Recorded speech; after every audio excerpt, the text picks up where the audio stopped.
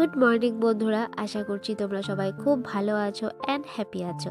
আমি ভালো আছি, কিন্তু ইদানিং আমি একটু প্রবলেমের মধ্যে দিয়েই দিনগুলো কাটাচ্ছি। আর সেই প্রবলেমটা হচ্ছে নেটওয়ার্ক প্রবলেম। এই প্রবলেমটা আমার এত বড় হয়ে দাঁড়িয়েছে আমার কাছে বলার মতো না। তো আমি অ্যাকচুয়ালি ভোরের দিকে ভিডিও আপলোডে বসাই, কারণ ভোরের দিকে না নেটওয়ার্ক প্রবলেমটা সেরকম থাকে না, নেটওয়ার্ক ক্লিয়ার থাকে আর কি। কিন্তু ইদানিং ভোরবেলাতেও কোনো সময় 3টে, কোনো সময় 4টে সময় ভিডিও আপলোডে বসাচ্ছি, কোনো কাজই হচ্ছে না, এরকম প্রবলেম হচ্ছে। ফেসবুকে রিল বানাচ্ছি, শর্ট ভিডিও বানাচ্ছি, ও সেইগুলো পর্যন্ত 15-20 মিনিট লেগে যাচ্ছে আপলোড হতে। এত বড়ই প্রবলেম হয়ে দাঁড়িয়েছে। তো দেখো, এখানে মিস্ত্রি দাদা আসছে, দুজন শাটারিং করছে, সিঁড়ি বানানো হবে, তো সিঁড়ির জন্য শাটারিং করা হচ্ছে। দুজন আসছে, বেশি কেউ আসেনি। আর শাটারিং যে করতে যেদিন আসে দুজনই আসে।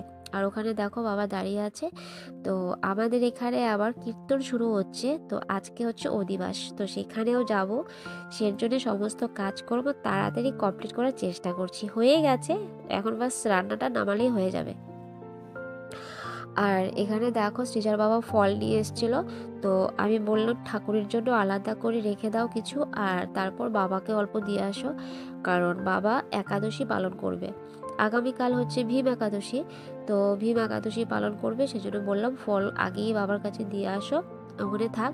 কারণ ঘরে আমার ছেলে মেয়ে আছে, তো আর ছেলে হচ্ছে কলা খাওয়ার জন্য পাগল, কলা দেখলে ও আর ঠিক রাখতে দেবে না, কখন এসে এখান থেকে নিয়ে খাবে। সেই জন্য বললাম আলাদা করে রাখো, ওদের জন্য আলাদা করে রেখে দাও, আগে ঠাকুরের জন্য রাখো, বাবাকে দিয়ে আসো, বাদ বাকি থাকলে ওরা খাবে।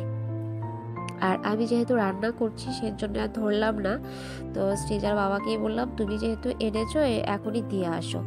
তো তুহিন একটু পরপর এসে না ঝুড়িতে থাকলে এসে কলা, বিশেষ করে কলা দেখলে একটু পরপর এসে খাবে, কলাটা এতটাই ভালোবাসে। তো বাবা বসে ঘরে টিভি দেখছে, তো ও কলাটা দিয়ে আসছে। আর বাবা প্রত্যেক মাসে একাদশী পালন করে, আর যেহেতু আগামীকাল ভীম একাদশী, তো অবশ্যই পালন করবে। আর মেজো যা এখনো বাড়িতে আসেনি, ও আসবে। তো কীর্তনে ওখানে অ্যানাউন্সমেন্ট করছে 3টের দিকে বেরোবে, তো 3টের দিকে তো আর বেরোবে না, একটু লেট হবে, 4টা 4:30 বেজে যায়। তো এখানে দেখো ভাত রান্না করেছি, ডাল, আর এখানে রান্না করেছি সৃজা আর তুহিনের জন্য রুই মাছ, আর আমাদের জন্য ফ্যাসা মাছ। তো ফ্যাসা মাছ রান্না করেছি, সৃজা আর তুহিন তো খাবে না, তো ওদের জন্য আলাদা করে মাছের ঝোল রান্না করেছি। তো এখানে দেখো মশলা কিছু বেশি হয়ে গেছিলো, সেটা আলাদা করে তুলে রেখে দিয়েছি।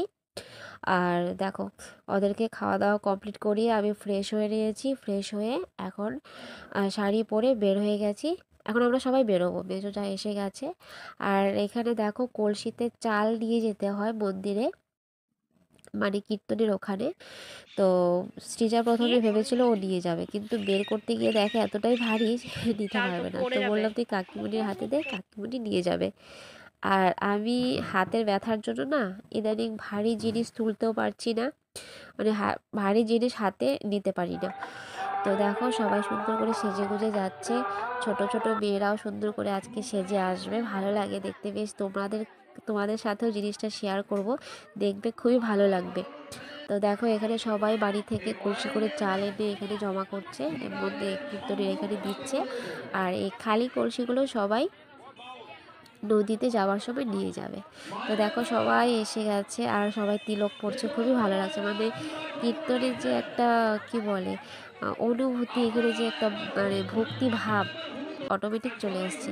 আর মূর্তি এখনও আসেনি, ঠাকুরের মূর্তি দেখো ফাঁকা আছে, তো পরে আসবে হয়তো, এখনও আসেনি। অন্যবার এরকম সময় ঠাকুরের মূর্তি চলে আসে, তো জানি না এবার দেরি হচ্ছে কেন। আর এখানে সবাই রেডি হচ্ছে, রেডি করছে, একটু পরেই বেরোবো। তো চলো তার এখানে দেখো আবার ছোট কাকি শাশুড়ি মা এসছে, আর 2 যা এসছে, ওদের সাথে পরে দেখা হয়েছে, তখন এখানে দেখা হয়নি, কারণ বিয়ের এদিকে তাকিয়েছিলাম, ও বলছে তিলক পড়বে। তো এখানে তিলক পড়া হয়ে গেছে দেখো, আর এখানে এখন বের হবে।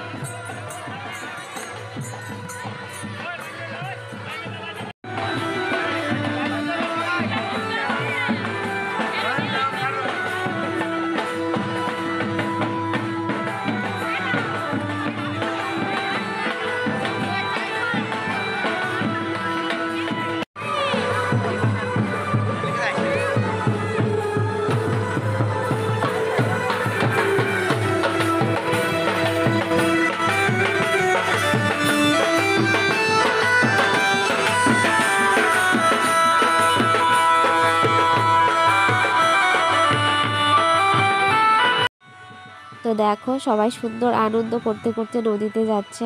তো অর্ধেকটা পথ হাঁটা হয়েছে, আরও অর্ধেকটা পথ বাকি আছে। মানে অনেকটা রাস্তা ঘোরার পর নদীতে যাওয়া হবে, এটাই একটা আলাদা আনন্দ, তাই না বলো?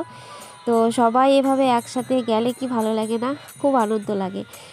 তো এই ভিড়ের মধ্যে হাঁটতে হাঁটতে কার সাথে মানে একজনের সাথে জোড়া বাঁধছি, আবার হারিয়ে যাচ্ছি, আবার আরেকজনের সাথে। এখানে দেখো পাশের বাড়ি মামি শাশুড়ি সাথে গল্প করছি। তো এই মামি শাশুড়ি খুব মজা কিয়া খুব আনন্দ করতে ভালোবাসে। দেখো মানে নাচা শুরু করে দিয়েছে, বেজ দিয়ে আমাকেও টেনেছিল, যেহেতু আমি নাচতে পারি না অত ভালো করে, তাই আমি গেলাম না। তো ওনারা আবার ভালো করে নাচতে পারে, সেই বেজ দিয়ে মামি শাশুড়ি। তো আছে সবাই নাচতে পারে ভালো, মেয়েরাও আছে, সবাই নাচবে একটু পরে দেখবে। তো দেখো নাচটা আগে দেখে নেই।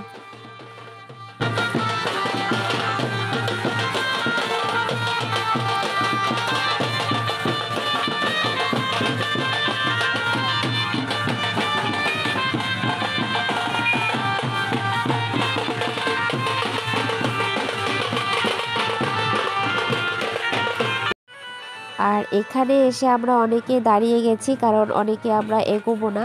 তো ওরা যখন আবার রিটার্ন করবে তখন আমরা যাব। তো দেখো এখানে সবাই দাঁড়িয়ে আছি, ব্যান্ড পার্টির লোকও দাঁড়িয়ে আছে এখানে। তো কয়েকজন লোক গেছে ওদিকে, ওই দেখো এখন আবার রিটার্ন করে চলে এসেছি। আর এখানে দেখো মেয়েরা নাচছে এখন তালে তালে। আর এই দিদি এখন আসলো, এখন জয়েন করলো দলে, আগে যায়নি। তো খুবই ভালো লাগছে। এখন যে জায়গায় যাচ্ছি চকচকা, তো ওখান থেকে রিটার্ন করে নদীতে আসবে। আর পেছন থেকে দেখো দুজন দেওর ক্যামেরার দিকে তাকিয়ে হাত দেখাচ্ছিল, কিন্তু আমি সেই মুহূর্তে জিনিসটা খেয়াল করিনি, কারণ পাশে গুড়িয়া ওর বাবার কুলে বসেছিল। তো খেয়াল করছিলাম যে ওর মা কোথায়, ওখানে ছিল না ওর মা, তাই দেখছিলাম আর কি। তো সেই জন্য আমার মুখে কোনো এক্সপ্রেশন ছিল না। তো আমি ভিডিও এডিট করার সময় খেয়াল করেছি জিনিসটাতে, দেওররা হাত দেখাচ্ছে। তো খুবই ভালো, ওরা আমাদের বাড়ির পাশেই একজনের বাড়ি।